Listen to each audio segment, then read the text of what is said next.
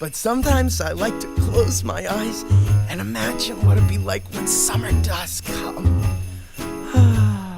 Hi everyone, welcome to Friday Films. I'm Ezra May, and every Friday I'm going to tell you about a film that I've recently watched, a film I love, a film that's a classic, or a film that's coming up and I just want to talk about basically, because if you're anything like me, you like to sit in on a Friday night and watch a movie.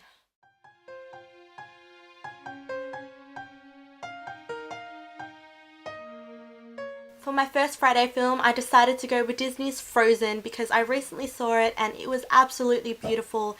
It is the 53rd animated feature from Walt Disney Studios, and it's loosely based on the Hans Christian Andersen fairy tale, The Snow Queen.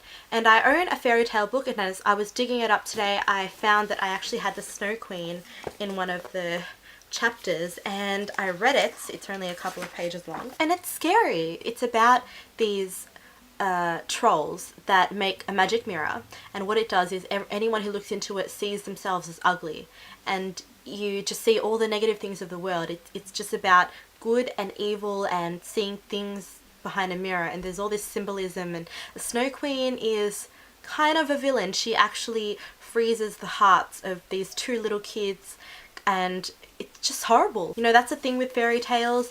They are quite dark. They can go to a dark place, but in the end they're supposed to have a moral. But I'm glad that Disney adapted it into this story, which is about two sisters, and the older one, she can manipulate ice, and she can turn things into ice, and she can put ice into things. Basically, it follows the lives of Anna and Elsa.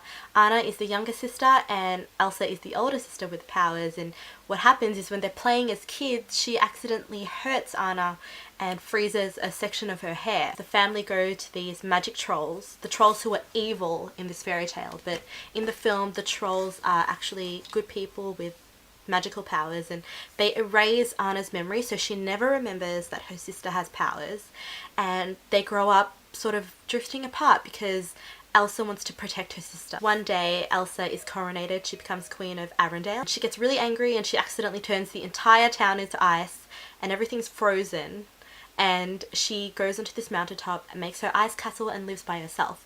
But Anna, knowing that her sister is a good person, you know, that's the unconditional love right there. She knows that she never meant to hurt anybody and she just needs to control her powers. They go up to the mountain and they meet characters along the way, Disney style. They've got a reindeer here, and she meets Kristoff, and there's all these great characters, especially Olaf, who came with my popcorn box. He's a really funny snowman that Elsa created to be her companion, and he loves summer, but he doesn't know that he will melt, and it's kind of cute what happens at the end, so you'll have to watch it. Right at the end, where I was crying my eyes out already, is this revelation between the sisters, and they realize they love each other, and because I have an older sister I could really relate, and it was just a heartbreaking story, and Disney just hits you right there, you know, right in the heart. I think it's great for anybody to watch, even, you know, it's people who have siblings or don't. It's about having someone you trust and having friends and trusting in people, and it's just a really beautiful animation. It can be analysed deeply or it can be taken lightly. What I absolutely love about this film is it's a musical masterpiece. It has orchestration by Christoph Beck, who did, he scored Buffy the Vampire Slayer, and he's also worked in a lot of films. The songwriters are a married couple, Kristen and Robert Lopez, and their kids actually feature as voice actors in the film as well, and they've written some really beautiful songs. And I would just like to note that Do You Want to Build a Snowman is a story in itself, in that 5 minutes or so.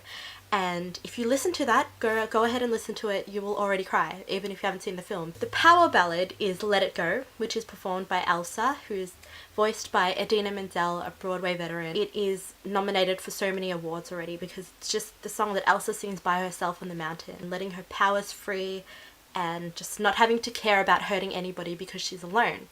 Then there is loneliness in that. I really enjoyed the voice acting in this film. Kristen Bell as the voice of Anna, and you might know her as Gossip Girl, the voice of Gossip Girl, and she has such a crisp, clear voice, and she plays a gorgeous Disney princess. Jonathan Groff is also in it, you might know him from Glee, and Josh Gad is the snowman, and it's just a whole bunch of snowy fun, and I recommend that you all watch it in theatres ASAP. It's still out there, and if not, buy it on DVD when it's out because it's truly beautiful, and I give it 10 out of 10 stars.